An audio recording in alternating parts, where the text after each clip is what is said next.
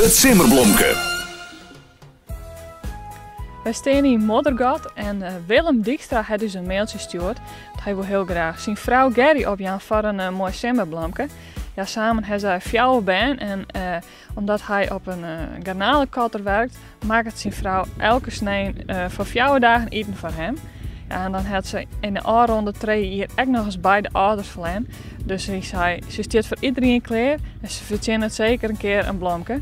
Daarom hebben we een mooi boeketje mijn naam van Jelde, dat is bloemenboutique uit de Westereen.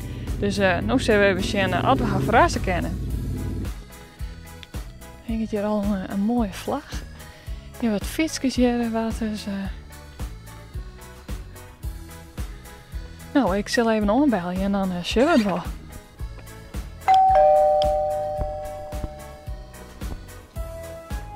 Nee, je hebt wel van alles, maar ik bel je nog een keer om.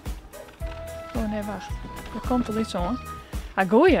Goedemiddag. Ben je ook Gerry? Ja, klopt. Ja. Dan heb ik een hele leuke verrassing voor jou. Nou, vertel het eens. Een heel mooi bosje bloem. Serieus. Wie heb ik dat te danken? Nou, iemand had je opjongen hiervoor. Oké. Heb je enig idee waar het misschien wijzen kan? Nee. Helemaal net. Jo man, Willem. Oké, wat lief zeg. Nou, maar Sjaan. Wat hij die in had. Nou, geweldig. Ja, want hij werkt op een garnalenkatter, vertelde je. En die is altijd weg. Ja, ja. Die is altijd weg. je maakt je dan eten voor hem, voor 4 dagen. Klopt helemaal. En de boekhouding erbij en 4 kinderen erbij. En de spelers natuurlijk, ja. Ja. Dus een drogste van je welste. Echt wel, zeker weten. Maar het is wel leuk, ja? Ja? Heel fijn, ja. Ja. Het is ook wel eens een keer moeilijk natuurlijk als hij weg is, maar ja. Ik schrik er wel een beetje van, moet ik zeggen, ja.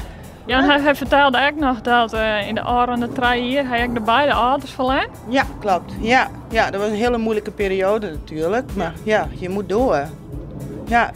Nou, hij zei dat verdient dubbel en het was een mooi bosje bloemen. Dus ik jou hem je roer, alsjeblieft. Nou, dankjewel.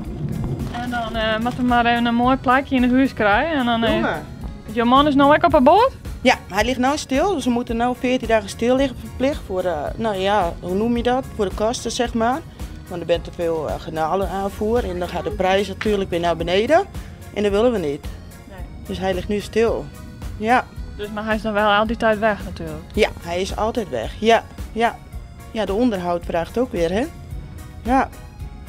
Nou, dan op deze manier in ieder geval toch een soort aandenken en dan is hij er toch nog een beetje bij.